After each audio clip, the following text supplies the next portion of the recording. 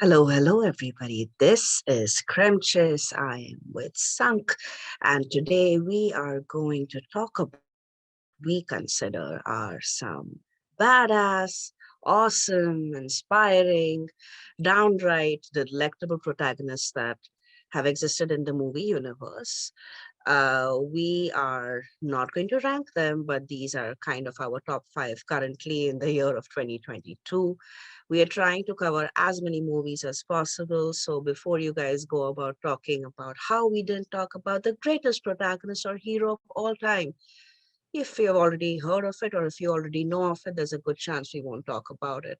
So we are going to go into movies and why these heroes are special and exactly how these heroes have helped us, I don't know, see heroship in a different light, because we are officially in the era of not everything is black and white. There is a bit of good, there's a bit of bad in everybody. So keep an open mind as we talk about these protagonists.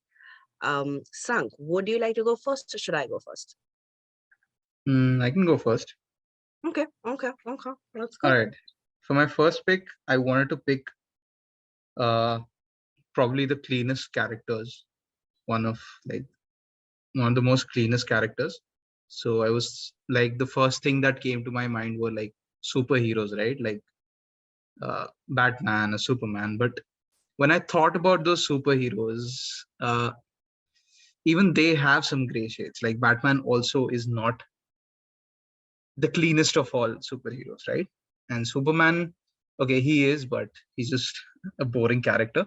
So I did not go with him. So instead, what I chose was for me the most uh, heroish protagonist of all time, and that's Bahubali. So, like I said, I wanted to go for someone Coming in like I hot, want. coming in hot, coming in hot. Okay, let's go. I hope you didn't have it. No, I did not. I'll be honest with you. I look at the Bahubali type universe and I think of them as demigods. It doesn't even come into my mind that they're actually just mortals who. Right, that's what I'm Not- talking about. So I wanted to start off with someone who doesn't even have a shade and like a single shade of gray in them. And the one that came to my mind was Bahubali. So I grew up on Bollywood movies throughout the 90s and 2000s, right? And for us, for Bollywood people, uh, we don't have male leads and female leads. Every movie for us, we have who's the hero and who's the hero. Okay, even if they are playing like the most subtle, sober character of all time, Yes, they're still yes, hero and heroines for us. So absolutely. we grew up with those type of characters where everyone's either white or black. Mhm. And then I discovered in the 2010s, I discovered South Indian cinema, regional cinema. And I think Rajamouli is just one of the biggest finds of that era for me. Uh, every character, like you pick any character of his, you can take the most recent RRR, and every character, every protagonist that he creates is an epitome of ideologies, right? Like they have ideals. They everything that they do is the most selfless thing ever, and Bahubali was the quintessential example for that, right? Uh, and it's not even just uh, after he becomes a king or anything. Even like when you talk about Shiva, or I think his name is Shivdu or something. Uh, Even he, being from a humble background, everything that he does is for his mom, for the villagers and everything. He's like the uh, biggest example. Like he's every woman's man. He's every mother's son, and he's nothing that he does is like would you would consider as an He's inch of a definitely self. the guy you take home to meet mommy and daddy. That's the Yes, guy you take home to meet mommy and daddy. Yep. yes, I see what you mean. and that is how he creates characters, Rajamouli. Mhm. What I loved about like why I picked one of his characters over Bollywood, which is also known for that, is because for me, what Rajamouli has done for cinema, for Indian cinema, is that he's not just churned something out, these characters, the protagonists that he has made with Bahubali, he's not just churned something out of, you know, the generic characters, the generic protagonists that we see in Bollywood.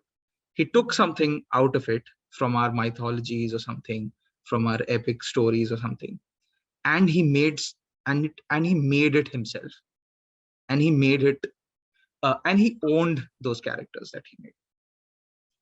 Uh, I think, yeah, I wanted to start off with something really positive, and I could not think of anything other than Bahubali. Okay, okay.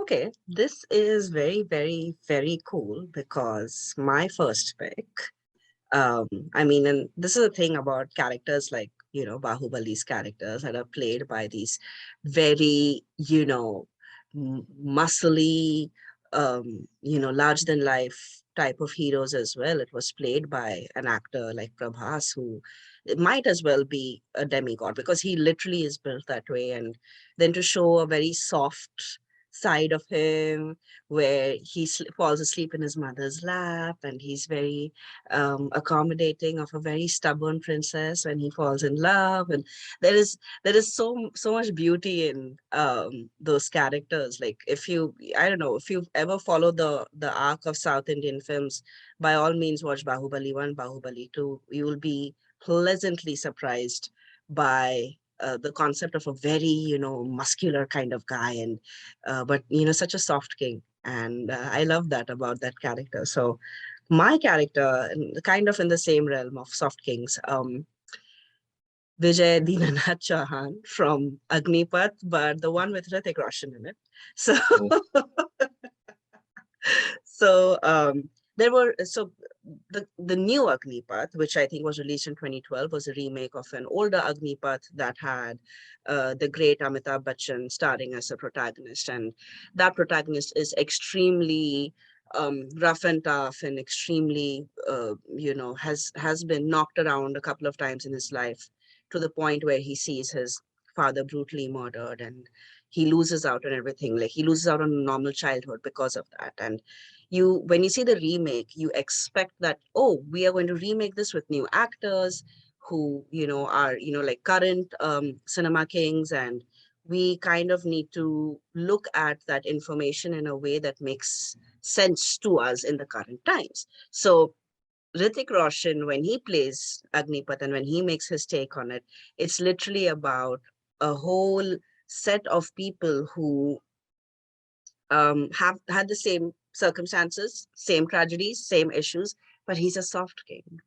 There's a scene in Agnipath where he is basically like endured everything. He's brutally murdered and killed someone, and he's basically done whatever he can to survive. But he sees his sister, and he starts weeping because he was kept away from his sister by his mom because she didn't approve of the way he was trying to avenge his father's death, and that softness in his face. And you see like those transitioning elements between like like a person avenging his father's death, and then the person who is ultimately just a guy who wants the warmth and affection of his family, and he spends a day on the beach with his girlfriend and his sister, and there are these simple things he doesn't know how to do. Like, his girlfriend gives him, like, like some ice cream or some kind of ice lolly or something to eat, and he fails at eating it because he's never ever been able to live his childhood normal.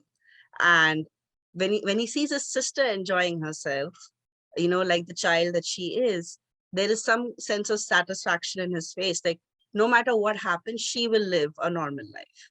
And I don't know, those kind of protagonists, they tug at my heart. And Hrithik Roshan's Agnipath was really fascinating. It had one of the best villain arcs I'd ever seen. It had one of the best uh, no nonsense protagonists, where yes, they are not like all pure, because they do conduct violence, they do kill the wrong people, they take advantage of people who are not capable of protecting themselves too at times, because those characters are also there in the current universe. But their goal is to attain, I guess, like avenge, avenge the person that, was betrayed in their lives, and kind of take care of, their current family the best way they can. And for me, that's like I cannot for the life of me get over the fact that when they remade the movie, they went out of the way to change the concept of a protagonist. Like, he doesn't have to be rough and tumble. He could just be a guy who's like, I'm going to die down this path, and I will die down this path, and that's okay because I'm here to do that. And I don't know. I have never been so impressed with a reboot or a remake of a film. And I think Hrithik Roshan's Agnipath is definitely one of them. Yeah, yeah. So I think like when this might be one of the thought processes when they were making this movie is that like so this guy has been devoid of love and affection for 15 years. So whenever he meets his whenever the scene happens where he meets his mother and his sister after a long time, obviously he's going to break down. He's going to have there's this amazing scene where he takes the plate of uh, dal rice that his mom cooks for him, and he goes outside and he says that this is the food that I was longing for 15 years, and he can't even complete that sentence and he just breaks down. I choked up. Yeah. Hrithik Roshan is a very dominant kind of a role, but my God, like what subtleties to bring into a role like that, because it's already iconic. Like Agnipath in its entire state of events is already a very iconic film. It had one of the most legendary actors that ever played a role that way. But to come back and say, I'm going to do this my way, and I'm going to do this in a way that Amitabh Bachchan wouldn't have at that point of time, because the original Agnipath has come out in a time where it was very normal to be angry and to be very masculine and macho, and have deep rugged voices as you talk, and there's nothing about um that time which did not which I guess encouraged softness of any kind in a man. And to see a person break down over his mother's food, or to see a person like literally bust into tears because he saw his sister after like so long, and to like realize that he missed out on her growing up because he was busy figuring out his whole life, and just circling his whole life around revenge. I don't know, it's for me as a protagonist, like that is just unbelievably um I don't know. I have never seen, at least in Indian cinema, I have never seen something that was so skillfully executed, and without making it cringe. Because like even with the Bahubali arc, right? Like if you show a person who's very affectionate towards their mother, like at one point it starts becoming like a little awkward. But to pull that off and to make it seem like it's the most normal thing in the world to be a person, who dotes on their family, and still be like a very heroic protagonist is, I don't know, I'm very very impressed that this these were our first two picks. Like, this makes me very happy. I forgot I was wanted to ask you something. Okay, so I haven't seen the original, but is Vijay Dinanath in the original? Is he like very rich?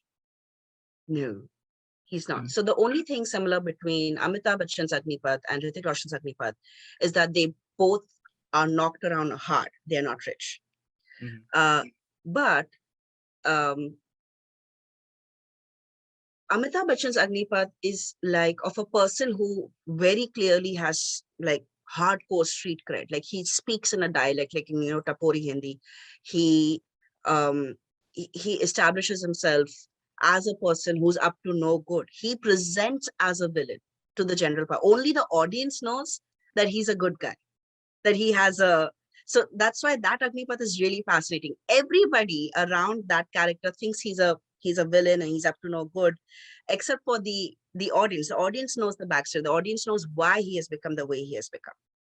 But in the current Agnipath with Hrithik Roshan, it is about a person who seems like, oh, I'm, a very good person, and but actually he's plotting and planning, and he has, intentions which, will finally devolve into violence.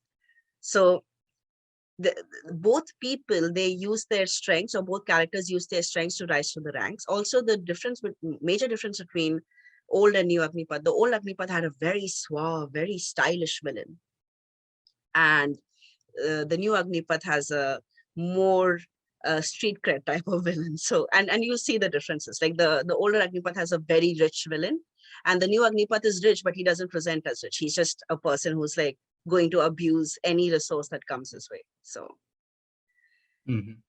yeah. All right. Great start. Mhm. So Let's go my to your second second. pick, yeah, my second pick is, it could be deemed as controversial because this character might not be seen as a protagonist, but Mm. for me, she is a protagonist, and I am talking about Furiosa from Mad Max Fury Road. Ooh, ooh, She is a yes. protagonist, right? I I see two reasons why she can be the protagonist. She is the protagonist.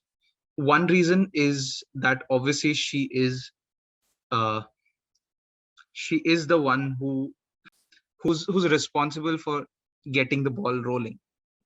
Who's It's because of her that the story actually starts. And you see someone like, obviously Max is an important character, but I don't see much stake for the Max character in Fury Road as much as I see for her. It wasn't like, I think like when George Miller was writing this story, I think he wrote this with uh, with Furio, keeping Furiosa at the center. But I think he already knew that, female centric action movies, they don't work as much as male ones do, and that's the reason why he made this a Mad Max movie rather than just another action movie. But uh, I think he deliberately made the Furiosa character more invested in the plot that way. Another reason why I think she's the protagonist, I actually wanted to, like, for my second pick, I wanted to pick someone from the action movie genre. So Die Hard is my favorite action movie of all time, uh, and I thought about Arnold and uh, John McClane for this. But when I thought about Furiosa, she has so much character in her. Like, we see so much about her in just a short span of dialogue, short span of scenes. Most of Fury Road is action, and it's probably the best example of visual storytelling for me, like in recent years at least.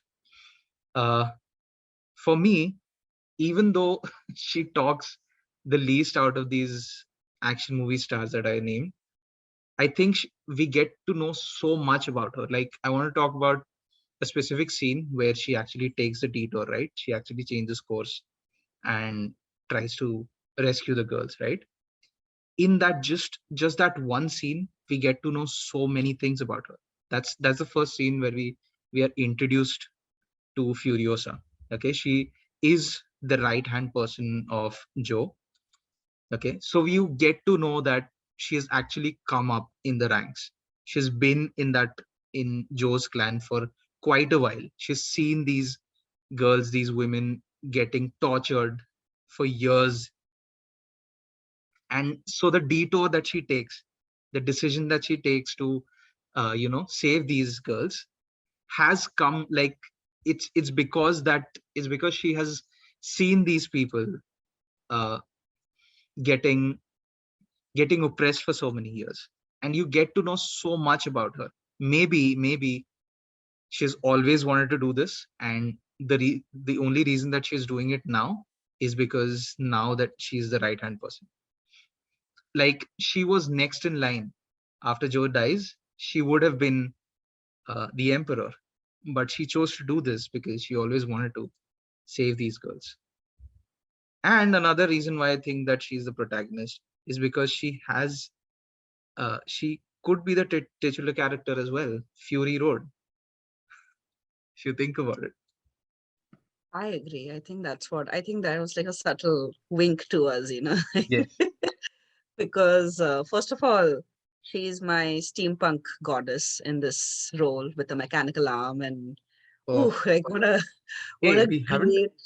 Yeah, we haven't talked about Charlize Theron. She's right now after Olivia Colman. She's my favorite actress working right now.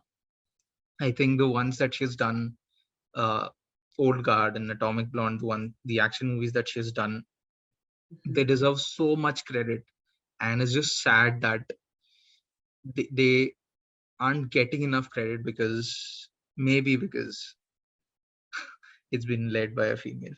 Like I think like if Chris Hemsworth would have done that movie, it would have made millions. Also, I mean, these kind of protagonists, when they're introduced in universes which are mostly male centric, um, Miss Theron is extremely talented actress. First of all, she's very beautiful, but she's a very talented actress. And there are these scenes where you can see that she is running out of hope, and of course, this is about redemption for her, right? Mhm. And you can see that the defeat of a character, when it is a woman's defeat, it is very different when it's a male character's loss. And or or when something is about to go wrong very quickly, and you can see that coming from a mile, the way a male character responds to it versus a female character, you get to see the beauty of Miss Theron and how she basically like uh, captures that perfectly. Like if you are a woman, or you understand the general spectrum of women's emotions, you should watch this movie, because you have a chance to see a very vulnerable protagonist like Furiosa with a, first of all, she has a mechanical arm, and like she walks in with like grease on her face, and she's all like grimy and gross from like god knows rescuing how many people. But the it doesn't they're not trying to paint her as a, oh, I'm a rough and tough macho woman. That's not what they're trying to paint her as. They say, I am looking for redemption, and this is the path I've taken. And oh god, they did it. This is a great pick. I knew you were going to talk about this, but I wasn't sure when. Mhm.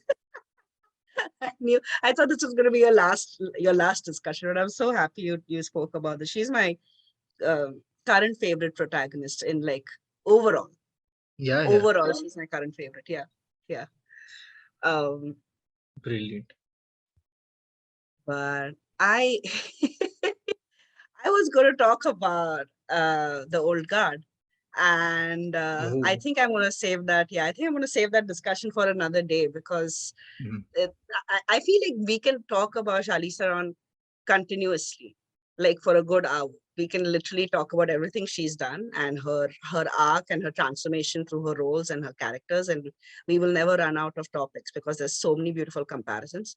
But instead, I figured one particular character that I really want to talk about is Cleo from Roma. She's our grayscale queen. So this is a very new movie that came out. What year did it come out? 2018, 2019, 2018. Yeah, 2018. I It's a black remember and this white. because Mhm. fucking Green Book won, and it came out in 2018. I'm going to refrain from commenting how terribly Roma was tossed aside. Um, I don't know. Let's not get into that, because I want to talk about our queen. I want to talk about Cleo, who's the protagonist of Roma.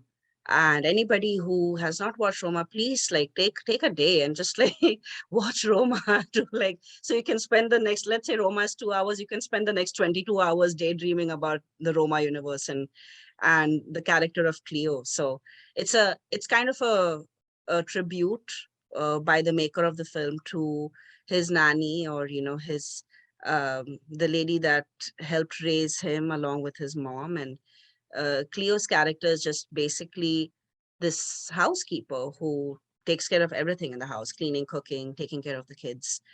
And she works for a woman who is kind of going through her own challenges and battles. And she's a witness to all of this. she's a witness to this very seemingly well-to-do family in a very big house. She's a witness to all the things that happen in that family, especially to the kids. And before we presume that, oh, this is a very, modern day Mary Poppins. No, it is not. It truly isn't.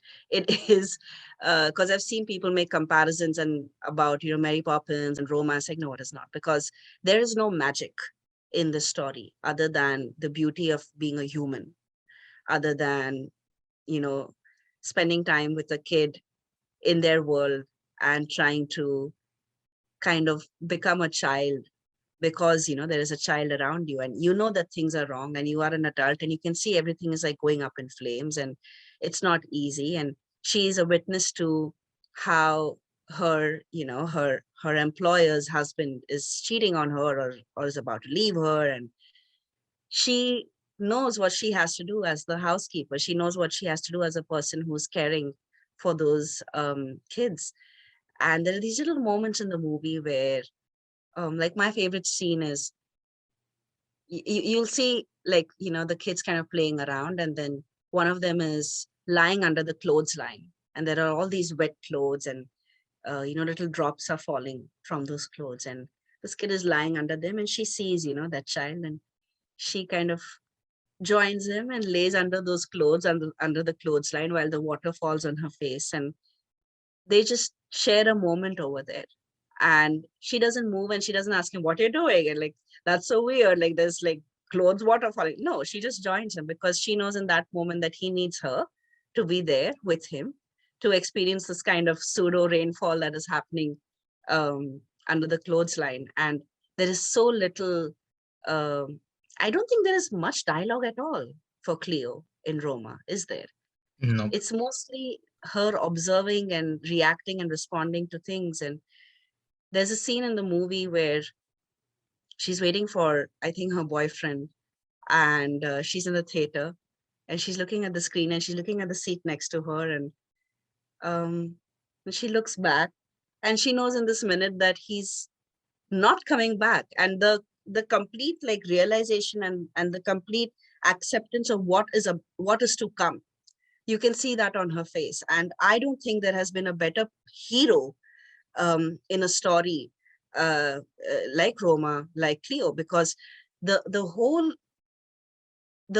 at least in my life, there have been these very niche experiences where I was on my own and I was alone, and I had to experience certain things alone. And sure, there are people around you, and there are beloveds who care about you, but ultimately there is a whole experience where you go through life alone, observing, understanding, hoping that things will change, that things will get better. And Cleo is a great representation of that, a person who can go through life observing, understanding, and hoping that things will get better, with nothing else other than hope to look forward to. And she's one of my top protagonists in, today, because I feel like she represents all of us, and in a way that is not, oh, I'm going to go and fix this and I'm going to go save somebody. And no, she represents all of us, because sometimes all you can do is lie down under a clothesline and watch the droplets fall, because that's all you can do to help someone sometimes as a hero. And I have never been so taken aback by a story and a protagonist like this one in a long time, where there is no Fury Road, you don't have any guns, you don't have any weapons, nothing is blazing up in fire. It's just about a person who's going to look out for the people around them. And I don't think there's a better hero than that. Perfect. I'm really glad that like Quaron, after doing Gravity, he Mhm. didn't choose to do any big budget movie. He actually waited for what, 5 years? No, yeah, around 5 years before after he released uh, Roma, and he just made sure that the one that he's going to release after Gravity would be something that was way too personal for him. Lovely. And what a way, right? What a way to earn money from Gravity is a great film. Uh, Again, great protagonist. Hmm. Sandra Bullock did a great job in that movie. Great protagonist. Uh, Survival story. But to what a great way to use the money you've earned from a very successful film into a passion project. Yeah. Like, I And cannot believe the same person made those films. and I think there was little to no interference from any Hollywood studios, because I Hmm. think it was Mexico's official entry Yes. for best international film. So that only happens when there's no Hollywood studio interference. That's Yeah. brilliant. I don't know. I adore the softness of that film. I adore the softness of that protagonist. There is so much beauty. But yeah, guys, do watch Gravity. Gravity is a great protagonist. Sandra Bullock has done such a great job, and to think that that movie has somebody like like George Clooney, right? George Clooney is there in Hmm. the film, and then for it to become about us rooting for Sandra Bullock, so she survives. Same maker goes ahead and makes Cleo, which is again another protagonist who's just trying to survive. Like that's literally the end all of those characters. There's no greater, than life story. It is just two people who are in these very unfortunate circumstances, and whatever they can do within their resources to save themselves. But yeah, worth worth thinking about that the same man made these people, like made these characters. I don't know. That I love it when um like male creators make female protagonists in a very realistic way rather than, oh, she's a tomboy but she's also sexy, and she's a she is cute and ditzy but she's great with guns. Like no, like very realistic women, with very real problems and real challenges. Like, I love that. I love that that happened because it almost never happens. You never expect a male creator to write women like this. Hmm. I almost want to know. I actually want to know how he wrote this character. Like, obviously, he had the uh, source reference, but I want to know like how he had the conversations with her, because obviously as a kid he didn't know what she was Yeah. going through, right? Mm-mm, mm-mm. And the Yeah. I think it's the evolution of his writing as well, to like go from I don't know, something which is like so sciencey to something so everyday. Like Mm. I don't know.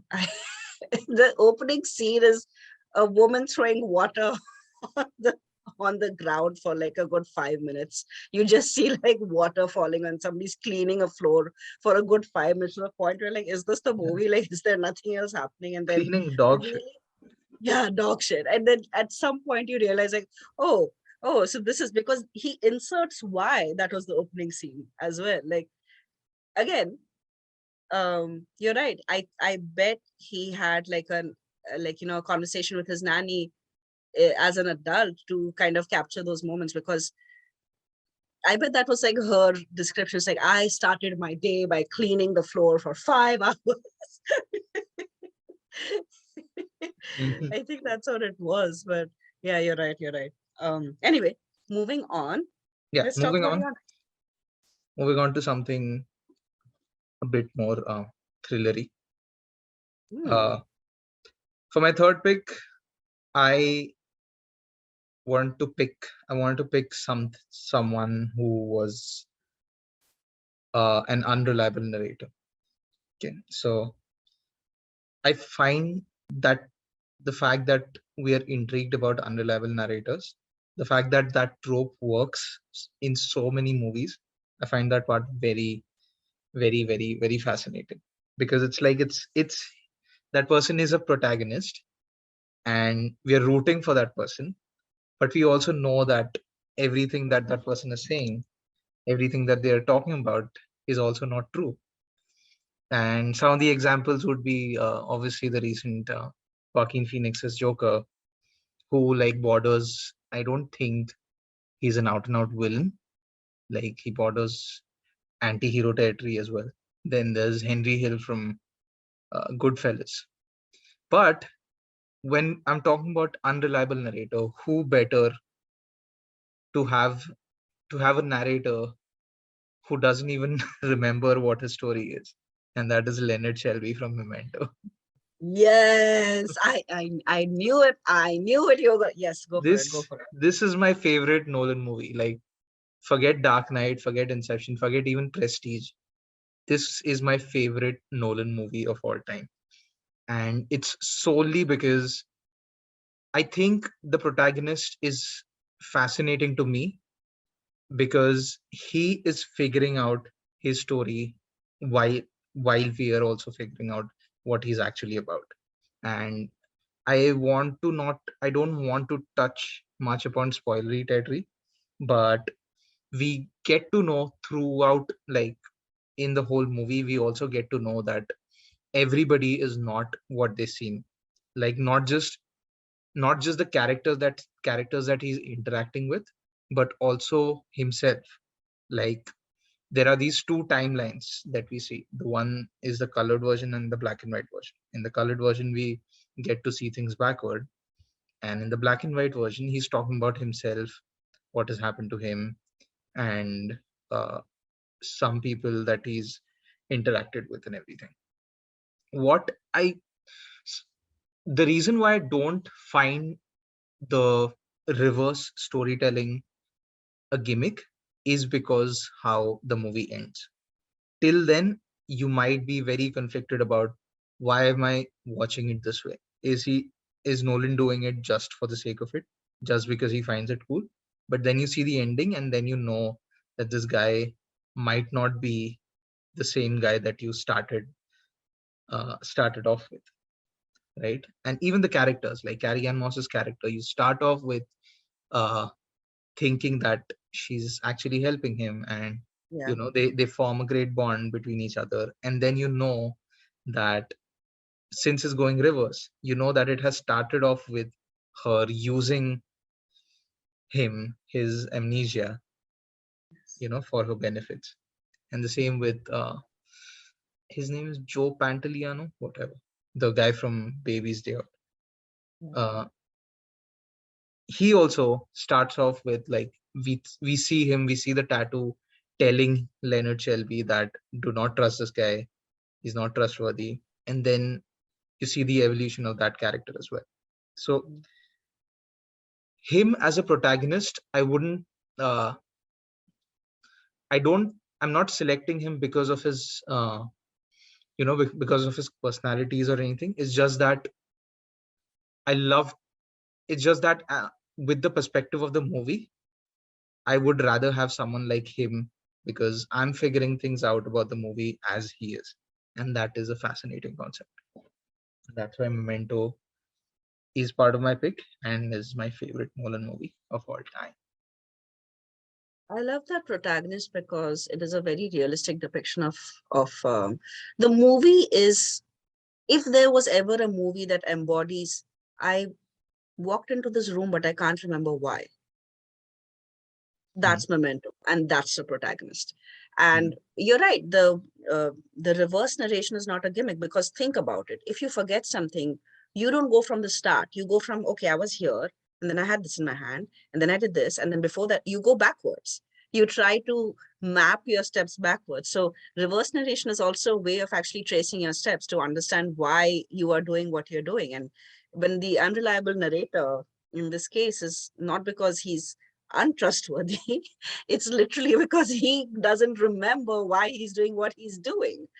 And yeah, what a great protagonist. Like, what a and it's so weird because throughout the movie you don't know, should I root for him, should I not root for him, is he the bad guy, is he not the bad, you don't know. And what a yeah, that's and to think that it was the movie was made from a short story, right, of uh he yeah, his something that his brother wrote or something. his brother wrote, Christopher Nolan's brother wrote it, and then Jonathan he Nolan, yeah. he extended on the universe.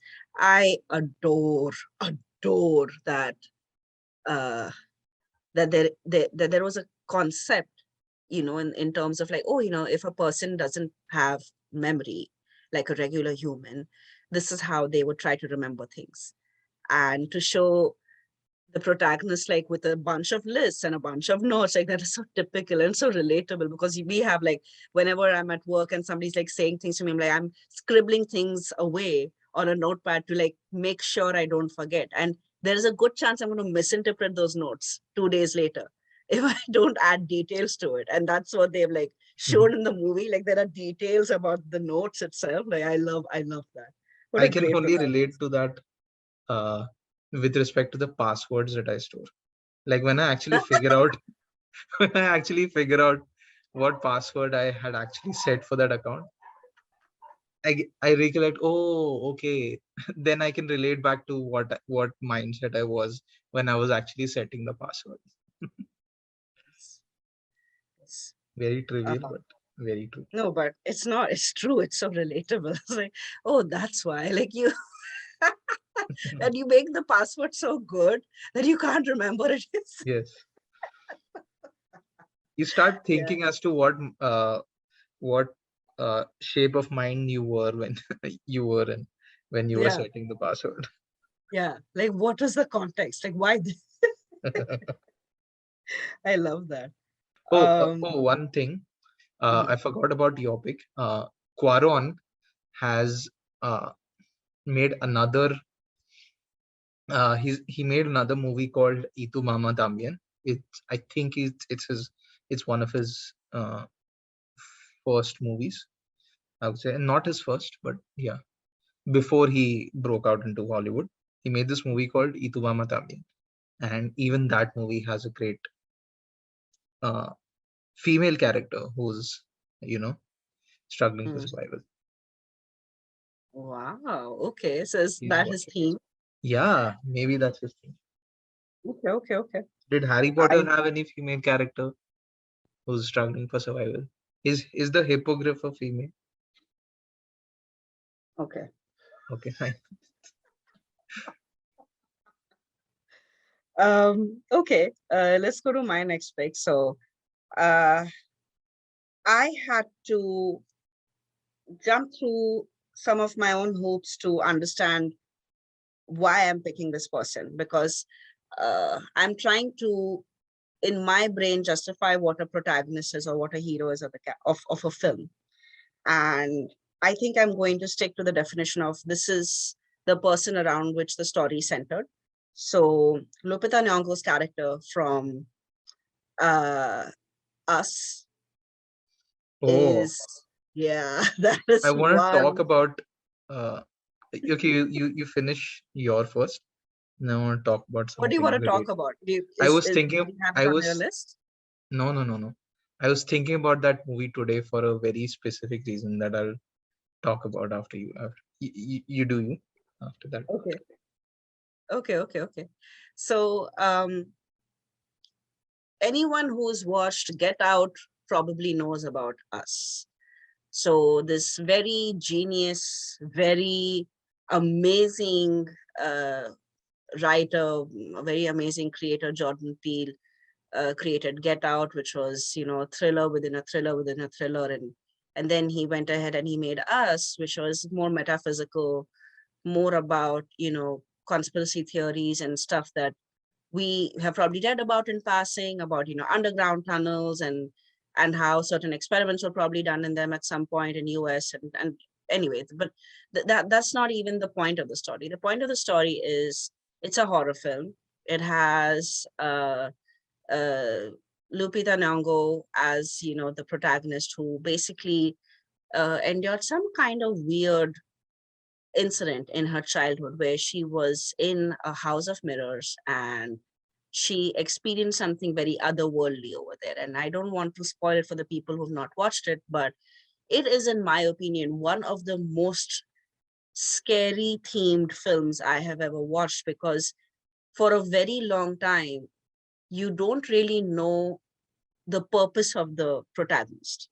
You don't know why this person is chosen as the protagonist. And that is very interesting to me, because when you watch a movie, you immediately establish the purpose of a person, right? You're like, okay, he's here to save so and so, she's here to rescue this person, or they are here to, help contribute to the greater good or whatever. But us as protagonists, what is her character's name? Red in that? I feel like I'm Don't remember. uh I think because for me us is Lupita Nyong'o.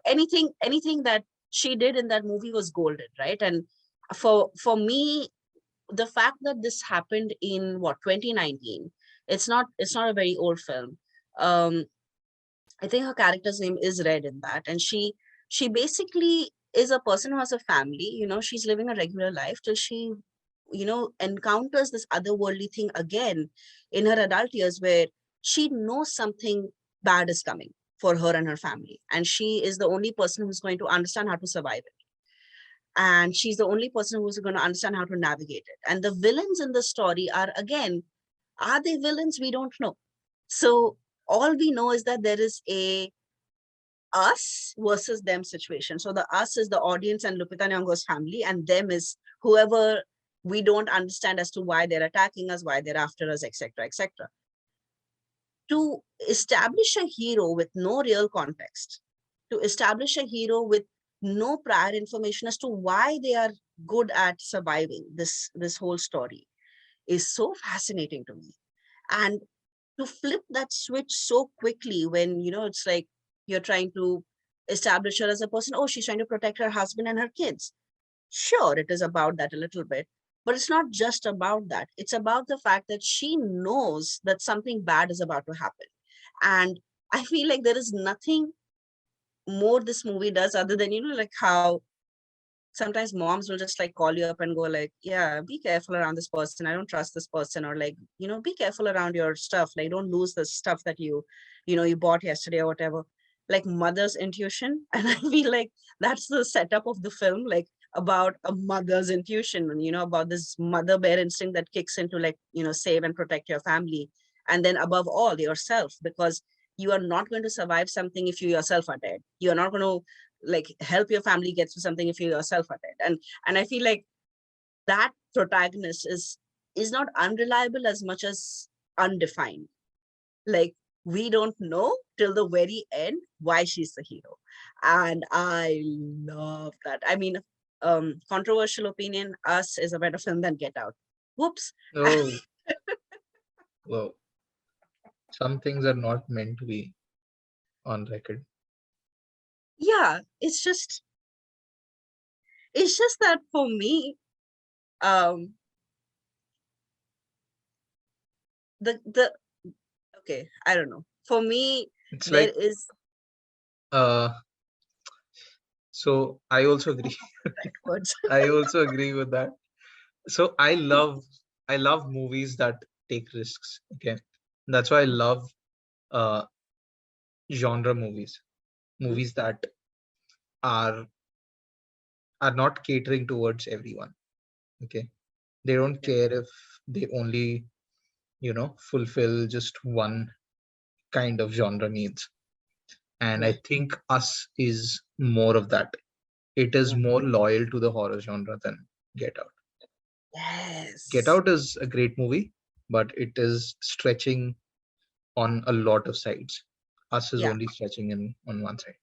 yeah, yeah, absolutely. And also the thing about Get Out is, you establish the protagonist, the purpose of the protagonist very early on in the movie. And I guess the title is a giveaway, I don't know, but there is so much in that movie which is already established, for us to never be able to interpret it as an audience. Like, it is kind of spoon fed to us, and I adore that about a movie where you know exactly where the plot is headed, and then the twist when it comes in, it is so shocking that it literally slaps you on the face. But Us is like, literally, you imagine waking up in a universe where you meet your doppelganger and they are trying to off you, basically. And that's the story. Like, everything is fine till it's not fine. And if you think about it as, a real person living in a real world, most of your circumstances which are weird, they happen when you least expect it. Whereas, like, for me, Get Out is like, like, and I don't want to say it without sounding like a complete idiot, but Get Out is like a, a roadmap. If this happens, this will happen. If this happens, this will happen. If this happens, this will happen. Like there are only so many ways that story can be interpreted, but us can be interpreted in like 1,000 ways. I have not met one person who's interpreted the ending of Us the same way as I have. And I feel in that Jordan Peele has succeeded like exceptionally as a movie maker. So, and as a protagonist creator. Again, male protagonist, sorry, a male creator writing a female protagonist. So No, again, yeah, I love it. I feel really happy when that happens. It I makes also me have that. Yeah, Furiosa was also that. yeah. So I'm just saying there is some beauty in characters when they, and probably, Lupita's character Red is like inspired by his mom. I don't know. But there is um so much left for poetic interpretation in us and in the protagonist of Us that it I don't know. That's a movie you can watch again and again and always be surprised by the minute details of the hero. Minute details, which you miss the first time around. Yeah. So And I think like the end twist that we see is not, it's not just for the sake of it. It makes so much sense. It makes you think about everything that has happened in the movie before that. So I mhm. was talking about so I saw Bhool Bhulaiya 2 today. Okay. And you wouldn't believe like the climax is ripped off from Us. Spoilers for both us. Whoever's seen Bhool Bhulaiya 2, spoilers for us. Whoever's seen Us. Why?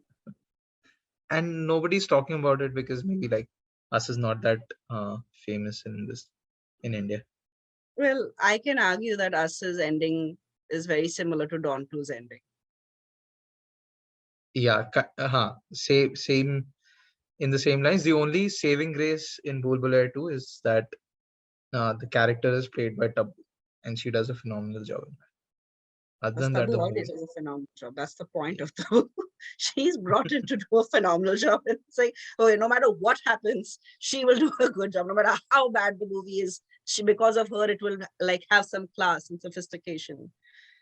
again, one of those movies where she is a more important character, but the movie was marketed as Kartik Aaryan's Kartik Aaryan's movie, but she has a bigger role to play in it. Okay, Okay. Okay. my fourth movie is uh, I wanted to pick someone in this. I wanted to pick someone versus the whole world, right? A protagonist, a kind of like that type of protagonist where the guy versus everyone against him. So Mhm. I didn't want. So there's the juror that I mentioned last week in 12 Angry Men, where everyone's opposed to whatever that he has. Everyone's opposed to his opinions. Then there's amazingly uh, that amazing character Atticus Finch from To Kill a Mockingbird. He's amazing in that. Like, okay, that movie can come off as a white savior movie. That is a white savior movie, but you have to admit the kind of oppression that he also had to face because he was supporting this guy. The whole the whole village turned against him. So that was a great character. But I want to pick the one that I picked is the most innocent of them all, and the only reason why people are opposing him is because he just wants to live his life. And it's Truman from The Truman Show. So Oh, just okay. the most adorable protagonist in my list. Yes. Like a great take, uh, I would say a great take on the fish out of water scenario, right? Like here, Mhm. he's discovering things as he goes again, where one day he finds out something peculiar about his life and he decides to chase that thing. and find out everything about that. He discovers some camera, he discovers some characters, not he discovers some people in his life who are very dear to him, act very peculiar, and that's when he starts doubting stuff. Uh, there's this thing that I loved about Truman as a character is the choice that he's given a choice by mm, the maybe like the creator, I would call him Ed Harris. Ed Harris's character. He gives him a choice, saying that you stay here and you have the best life possible. I give you the best life possible. You'll have everything that you want here. Okay, you don't have to worry about that, or you can just go outside and face the world. And he chooses that, and that reminded me of that Loki situation, the thing that happened in the end of uh, Loki season 1, where they're giving a choice saying that you kill the creator, the guy who Mhm. decides for you, or you keep him there and he decides everything and everything will be fine, or you choose havoc. And every time, just like Truman, they also choose uh, Which is Sylvie free chooses will. havoc. Yes, Yeah. she chooses free will. And Truman also does the same, like, Mhm. because Mhm. I love that analogy, though. I yeah, love that analogy. because he's basically a kid, right? He's discovering a lot of things now. Like, if you give a kid uh $10,000 in cash, and if you give him a chocolate, the kid would pick chocolate, right? And that's the reason why, like, Truman does that. And the fact that he was curious about it, that's such a great message to give out, that if you're curious about things, you're always going to learn new things about it. There's this amazing Bertrand Russell uh, quote that I want to say. There's this amazing Bertrand Russell quote that I want to put. I I don't want to paraphrase this. Uh, I think he says the whole problem with the world is that fools and fanatics are always so certain of themselves, and wiser people are so full of doubts. I love it. Yeah. Oh, okay. So he discovers so much about himself because he was curious. He could have had that same life. It was perfect for him. He had a great family, he had a great wife, he had a great he he had a great friend. Everybody loved him. The city that he lived in was amazing. But he chooses to go out of his way and, you know, choose uncertainty. That's what he did. I I feel like anybody who's watched the Truman Show has questioned their existence like very like Uh, early on in the movie, because you're right, like to have a person who controls everything about your life versus to have free will, and maybe things will not turn out so peachy.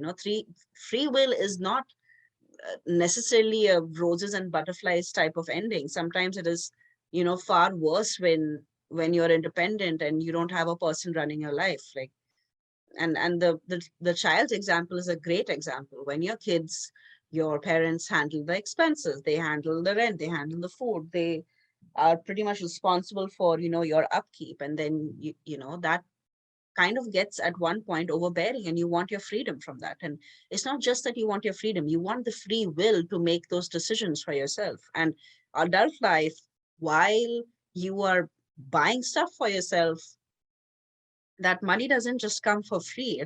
You work for that. So free will comes at a cost, and to choose that over a person just saying like, oh, don't worry, I'll just keep you safe, in this make believe world, and everything will be fine. And you don't have to ever stress about anything, because I get to run your life. You don't have to take the tough decisions. And I yeah, what a great protagonist. What a great I don't know if it was intentional, but what a great way to show what happens when kids rebel against their parents. Because that's what it is. It's a story about a kid rebelling against their parent. And yeah, Uh, what a great film. It's And such a great film. Peter Wire is Weir, or however his name is pronounced. Mhm. He's known to make amazing characters. He's the same director who made Dead Poet Society. So Robin Williams' character from that movie I also considered. But then nothing could beat True. No. And it's such an ironic Truman. thing, right? Like two of the best films that Jim Carrey did were Mhm. dramatic roles. Oh yeah, yeah. They were not, and I mean, think about the premise of the universe, right? There's so much crossover with the way Gautam Buddha was raised in his palace of enchantment, with like everything in the world ready for him, beautiful wife and a child, and like whatever he wanted was there for him. And then he had this raging curiosity to see what was outside the palace, and that's basically Truman. To have curiosity, to have someone like Jim Carrey play that character where it's like, oh, it's happy go lucky and it's yay and it's gonna be so funny and sweet, and it gets very dark very quickly. I feel like that scene where he decides to take a flight, to a different place and all the flights get cancelled. Oh God, Mm, like you see that he's defeated in that minute. Like, what a first of all, what a great actor, what a great protagonist for that actor. And yeah. I, And I watched that I think movie with this movie happened right after uh, Dumb and Dumber and Mask. Dumb. So the fact that the director chose Jim Carrey over everyone else, it's, the fact that he saw Jim Carrey in that role, it's amazing.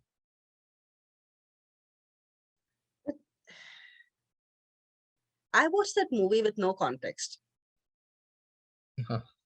So somebody said, "Oh, the Truman Show is playing on television." I was like, "Oh, okay." So I had no idea about anything, not about Jim Carrey, not about anything. That was the first movie I watched of his. I also watched it with very low expectations because when I saw it, it wasn't getting a lot of love. So I thought it was just another Jim Carrey comedy, and it just took me by Hmm. surprise. Hmm. I think that was kind of like the point, to be able to surprise the audience. So, and he did very successfully. Like I had no Mm. idea about the story, about the characters, nothing. And then when I went on to watch his other films, like think about Jim Carrey in Ace Ventura. That's the same guy, the same guy in the Truman Yeah, Show. My God, I don't know. and even But yeah, after Truman Show, he goes ahead and does those Yes Ventura 2 and yeah, yeah, everything. yeah. Jim Carrey is he's like a real life protagonist. If you think about his life and the kind of movies he did, like he literally ran the gambit on what can be done in terms of like hero stories and hero storylines, and he experimented with everything. Like in one of our previous podcasts, he's spoken about Eternal Sunshine of a Spotless Mind, uh, and I don't know. Jim Carrey is a true protagonist king. Like he he does like he's done everything. Name the kind of the combination of things you can have in a hero. He's probably done it. Hmm. All right, your last pick? No, your fourth pick. Oh, yeah, I was like, wait. Mhm. So I'm kind of I'm a little worried to say this one because I feel like there is a weird pattern right now in the way I'm setting up these protagonists. But I wanted to talk about Midsommar's one true heroine. And I thought, first of all, to quote my friend Sank, Midsommar is a breakup film. Oh, And Florence Pugh has shined as our hero in that movie because I have not seen a more pouty, more adorable heroine, more adorable protagonist than her in the movie. And her character's name is Danny.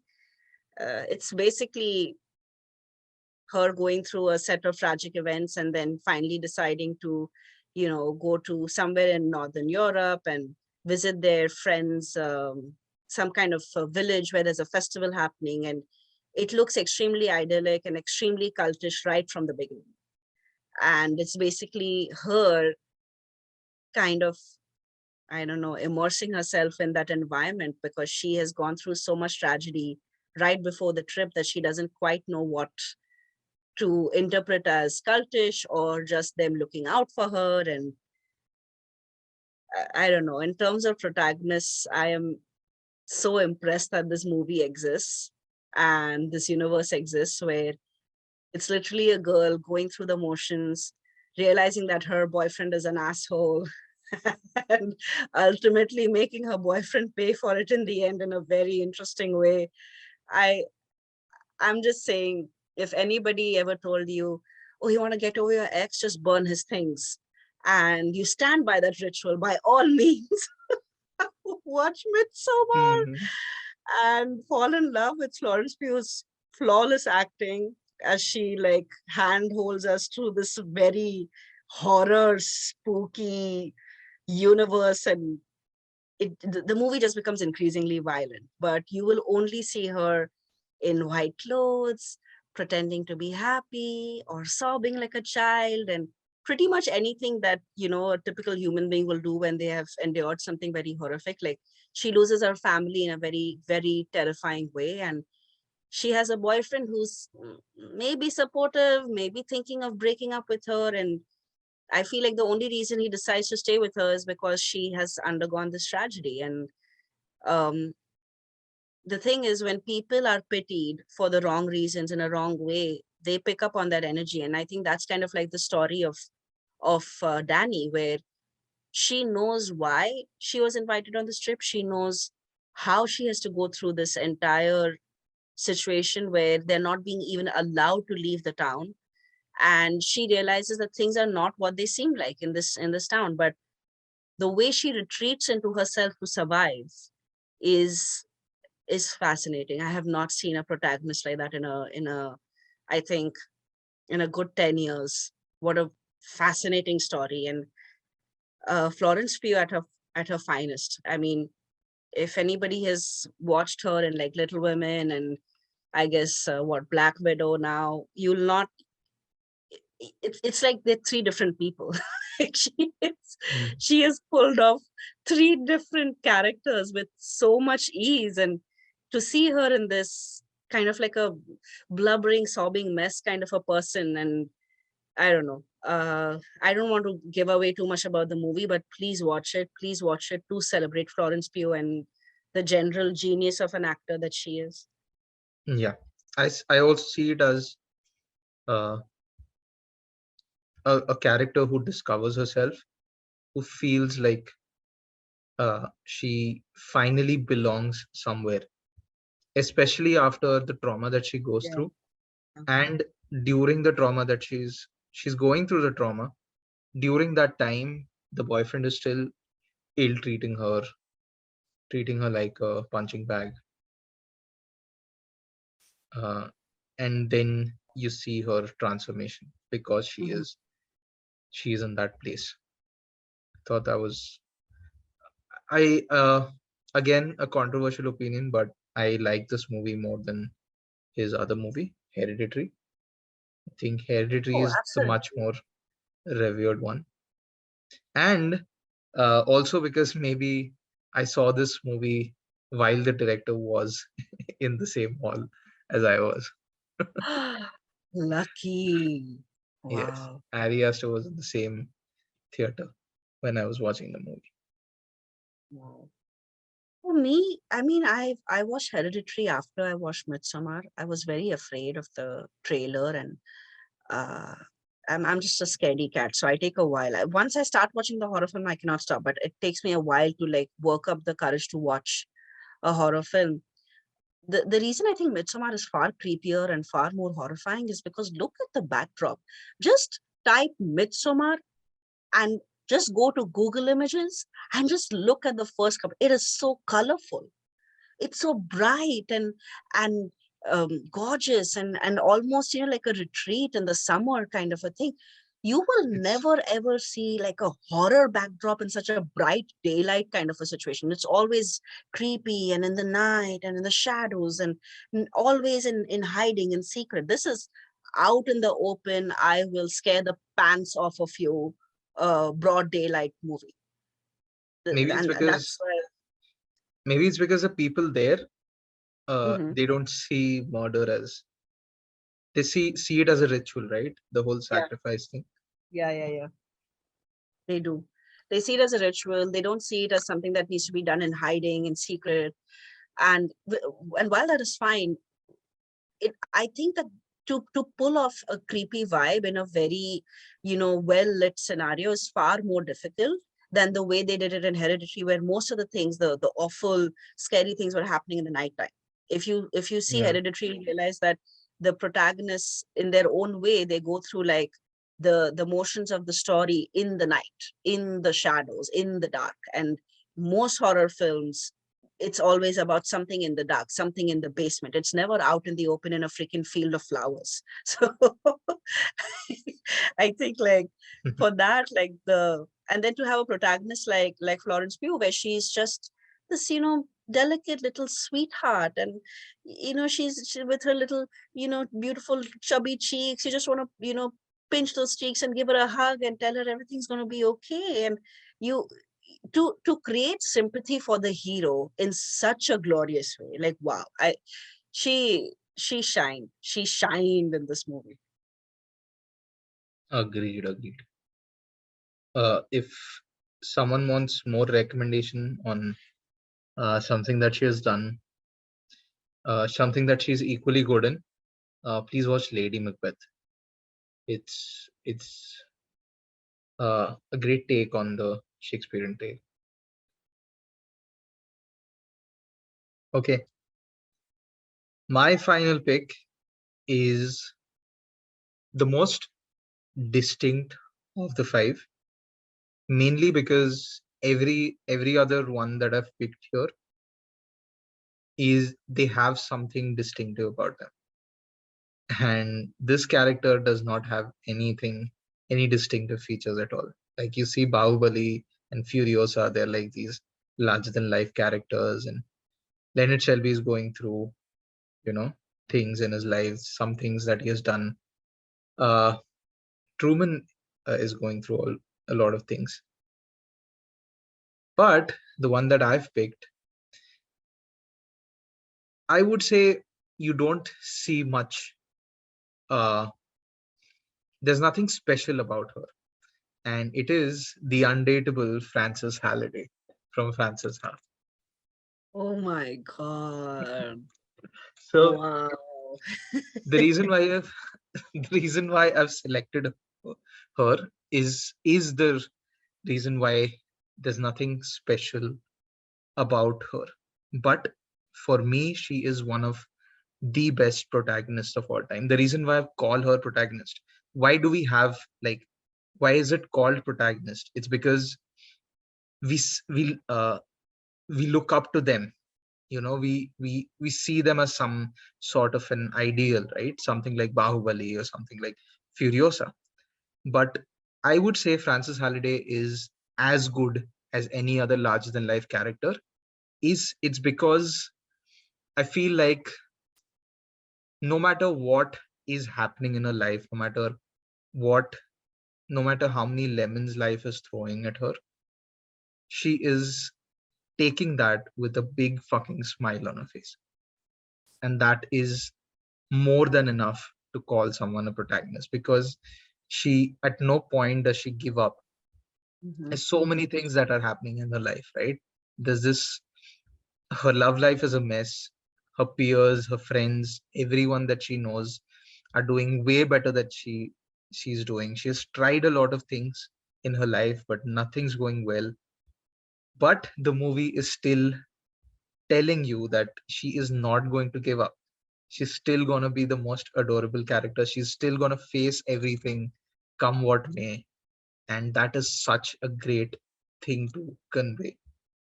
And again, another male character writing. a female character. Sorry, male director writing a female character. Female character. Now I know you're a bigger Bukowski fan than I am. Like I've only read like a couple, and Mm. the ones that I have read, I know that the characters are again downtrodden, down on luck ones, and again he makes comedies, right? He makes comedies out of these situations, and I could equate that with what Francis Ha was going through. Obviously, like not in the same amount of proportion, but thematically, I would say Francis Ha is like that. Even the name, her name is Frances Halliday, but the reason why the movie is called Francis Ha is also sort of like a compromising thing that she does. I'm not going to spoil because it happens somewhere in the end of the movie. It's worth But watching why she does that. It's like yes, the whole movie is worth watching why she does that. yes, and such adorable scenes. Like we always talk about the finding your person in a crowd scene. Mhm. They talk about those things and the conversations that she has with a friend about how he calls her the undateable Frances Ha is because she doesn't care how she presents herself to the world. She is just herself. That is such a great message to give out, and it's criminal that she's not one of the most celebrated motivational characters of all time, because a lot of time all it takes is just existing, just being being who you are and not giving up. That's all that matters. That's true. It's so weird that you bring up Charles Bukowski. There's a quote which is special made for Frances Ha kind of characters. She's mad, but she's magic. There's no lie in her fire. Wow. That's Frances Ha. Yeah, if anybody's a Charles Bukowski fan, by all means, watch Frances Ha. If you like her in that movie, watch what she made. She made Ladybird. Yeah. So, um, I feel like there is some Frances Ha. She's just first of all, she's phenomenal because I mean the phenomenal actress, phenomenal character. There is a scene where she's sitting across a table with a boy, and she basically like offers to buy the meal, and uh, he he basically like says, just because you bought my meal, I'm not gonna like sleep with you. Like the guy tells her that, and she's like, I'm not trying to sleep with you, with so much sincerity. And I was like, no, that's not what I'm trying to do. I just want to buy you your meal. And he immediately said, oh no, I was trying to be an empowered woman. You see how her tension breaks, right? She goes from, oh my God, does he think I'm trying to take advantage of him? Like, even though she's a woman, and even though, clearly this is a, sarcastic take on like a feminist issue, you can see like how her voice changes to the point she's like, don't worry, you're safe with me. And oh my God, it is so beautiful. The dialogues are beautiful. The whole premise of how we like stumble through life, that's Frances Ha. And yeah, it's worth absolutely worth watching over and over again. Oh, Gerwig, we didn't talk about. Like she's amazing. Like I know she's still young and she might do uh something better, but I would say it's very hard for her to top this top this performance at least. Absolutely. It's also um it's also the story. Like, my God, what a story, what a protagonist, what a way to introduce a hero, like for us everyday beings. Frances Ha is a true hero because, and you're right, it's very difficult to top this because it's very difficult to capture the everyday. That's why, the protagonists like Cleo and Frances, they are so phenomenally beautiful because they are the everyday heroes. They are the ones who have to worry about rent. They are the ones who have to worry about their next meals and how that's going to work out for them month to month, living paycheck to paycheck. That is, the beauty of this hero. She's us. She's the everyday us. And uh, to narrate that in a larger than life kind of way. And I don't know. I'm phenomenally impressed that this movie exists, you know. And this protagonist, of course, like what a beautiful, but the story of this protagonist, to realize that this is there for us in cinematic universe to go back to and feel good every time. uh, that's the true victory of the story. Yeah, my favorite Noah Baumbach movie. He's made Meyerowitz stories, Marriage Story, uh, Squid and the Whale. So many good ones he's made. But Yeah. I don't think anything that he's gonna make is going to. For me, it won't be beating Francis. Can watch that movie anytime. Okay, tell me this. Did you have any special mentions? Like, did I you? I kind of did my special mentions throughout the video, if you Okay, notice, okay. I was for trying every to pick. be respectful because I have like a special mention or two. Yeah, Um, you. I wanted to give a shout out to the Hindi film Queen, and the protagonist is played by Kangna Ranaut, and there's some stuff going on about her, guys, and I don't know. The movie itself is beautiful. She's a good actress. If anybody hasn't watched it, I don't care if you understand Hindi or not, please watch that movie. It is about a very triumphant everyday queen who gets stood up at the altar and decides to go to her honeymoon anyway. It is a fantastic film, one of the brightest, most feel good protagonists I have seen uh, in Indian cinema or in any cinema for that matter. And it's basically just her going through Europe, going through the motions, realizing her true value is not about being a married woman, but about just being a woman who can live her life to the fullest. And that's pretty much it. That's the story. And you'll watch it, and the opening monologue of that movie is basically the protagonist's inner thoughts, and her parents are getting ready for the wedding, and she's basically like looking around and said, oh my god, like, the girls should start dancing. I hope there's enough food. Oh my god, tomorrow's going to be my wedding night. I'm so nervous. Those are the inner thoughts. There's an inner monologue that the movie opens with, and it gives you a look into who the hero is of the story immediately. And um, it's just about a girl who's excited to get married, and then her fiance turns out to be an asshole, and pretty much how her life unravels from there. It's beautiful. Please give it a chance. It's a great film, great protagonist, great hero. Another shout out I wanted to give was to Elliot Page for Juno. I thought that was a movie which was way ahead of its time, in spite of how recent this film is. I think it's like what, 10, 15 years old. Juno, 15. 15 years old, yeah. And 2007 it came out. 2007, yeah. And it's basically about this particular Juno who uh, is gets pregnant. She's a teenager, and it turns out that there's a couple that is looking to adopt, and it's basically her relationship with that couple. The story's about that. It's about um, she finds out that Mark and Vanessa Loring, they want a kid, and she decides to give birth to the baby so they can adopt this child. And it's the story of those 9 months she spends trying to understand this couple, her relationship with her stepmother, and J.K. Simmons plays her dad, and it's just, oh, it's a great hero story, very adorable, very feel good. But my pick for the day, my last pick for the day, is Sally Hawkins from Guillermo del Toro's Shape of Water.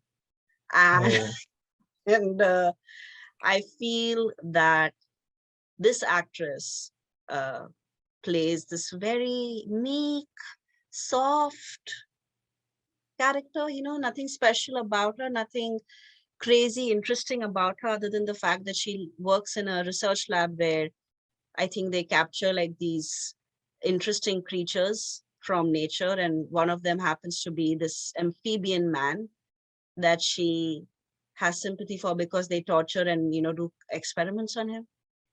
and it's about the relationship between her and this amphibian man, and that's pretty much the story. It's about how she sees beauty in something that others see as wild and supernatural or something like that, but she sees beauty in it. Her character's name is, I think, Elisa Esposito, and she is just this character who leaves boiled eggs for this amphibian man, because she doesn't know if they're feeding him. Because one day when she walks into the place to um, kind of clean up the lab, she sees blood everywhere on the floor, and she realizes that they are torturing him and traumatizing him. So what starts off as her trying to show sympathy to a creature that everybody else thinks like, oh, it's just a like violent animal or something, she manages to show him love. She manages to give him affection and comfort, and uh, there isn't much dialogue other than her actions. So if you see the movie, you'll realize that it is her just protecting and helping this creature that probably doesn't need her help, but she's there to help him anyway because she's fallen in love. And uh, one of the greatest cinematography I've ever seen, one of the sweetest characters. Like, she's the character that, as a child, in a room full of adults who are not your parents, she's going to be the character you're going to feel safe around. Elisa Esposito. She's the character you're going to walk to, and in a supermarket, if you're lost and you can't find your mom and dad, she's that character. And I love, I love that.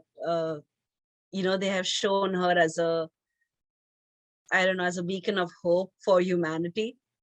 And it's a romantic fantasy film, so do not expect some guns blazing type of uh you know pizzazz in it. It's just basically about one human showing decency to a creature that she doesn't quite understand but is mature enough to protect, and is civil enough to protect from people that are trying to harm this creature. So Showing a little more decency than what's expected from us. yeah. And I don't know. Guillermo del Toro's universes are always very bizarre, very beautiful. I have loved him and loved everything he has made since, I think, Hellboy. Hellboy Hellboy? also had, like, yeah, I Pan's think Hellboy Labyrinth, no? was, yeah, but Hellboy was my initiation Oh, into oh, this. oh, wait. Hellboy came before Pan's Labyrinth, right? Did it? I don't even know. I Yeah. Let me check. So Hellboy was 2004, and then Pan's Labyrinth was 2006. okay.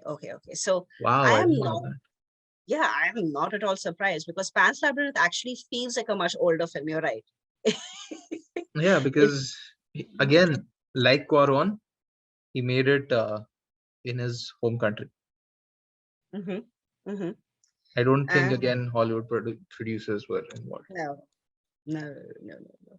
They the universe is, if you like, anything from the universe of Shape of Water, watch any of the female protagonists Guillermo del Toro has written. Like, look out for Hellboy, look out for I think Liz Sherman's character in that. She plays this phenomenal character who actually falls in love with the son of hell, and she's a badass, and she's amazing in that. In like, I think both the films, uh, the Shape of Water's character, then Pan Labyrinth, the little girl who plays a fantastic hero as well.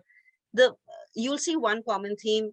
These are people with they have every reason to run away from danger, but they don't. They face Yeah. danger, they face the circumstances for what they are. They don't avoid it, they don't ignore it. So uh that's my final pick, Shape of Water. Del Toro, uh, Del Toro tells you. mhm. Del Toro, Del Toro tells you. Uh, he shows that he grew up with these. I don't know, like when he was growing up, these creatures never felt alien to him, and he always makes sure that he makes the most bizarre creatures, bizarre looking creatures, and still make them more human than the human characters themselves. And same thing happens in Shape Mhm. of Water. He goes a level up and makes humans copulate with them as well. There's a scene in the movie where she kind of escapes with the amphibian man and she brings him home. And so that he feels more at home, she water floods her apartment because he's used to being in the water. And it's so cute because you kind of see, like, generally what you see, like, I think male protagonists, when they bring a girl home, how they straighten up the house and how things, like, there are suddenly candles everywhere. And you kind of see her doing that for him. And that's so cute. I love and that. I he love that about her. and he likes it so much that by the end of the movie, he makes sure that he gets more of it. Yeah, pretty much. Like, oof, like, and That's the whole please, movie. that's the Amphibians, whole movie. Yeah. that amphibians making sure that they get as much sex as possible. Oh my God. Oh God. But yeah, it's a sweet story. It's about a very, feeble seeming character, but my God, uh, what a great protagonist. What a layered, wonderful protagonist. Cool.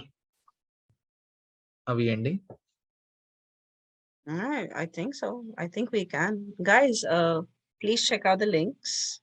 Do donate to us, do subscribe, do like, do share this video. If you share the video, there's a good chance, that you'll get, like, um I don't know, some feedback from the friends that you shared, and we would like to hear about that. Like, do let Yes. us know.